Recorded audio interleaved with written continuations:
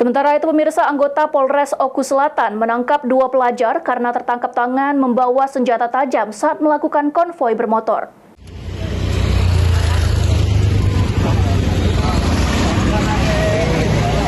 Anggota Polres Oku Selatan menangkap 2 pelajar karena tertangkap tangan membawa senjata tajam saat melakukan konvoi bermotor setelah menyelesaikan ujian akhir sekolah.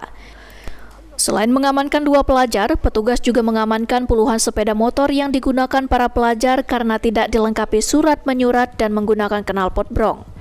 Operasi antisipasi konvoi pelajar SMA dan SMK ini dilakukan oleh personil Satlantas, Sat Sabara, dan Sat Samapta dengan jumlah 30 personil.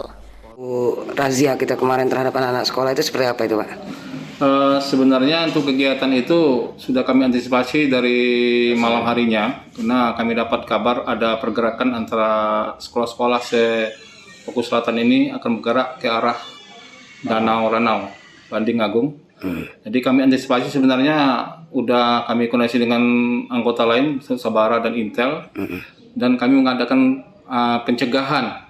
Takutnya jangan sampai mereka nanti sampai ke Banding, kena konvoi sifatnya, mungkin perkirakan sekitar 700-an mungkin sekolah ini. Jadi kami cegat. Sri Fitriana, PAL TV.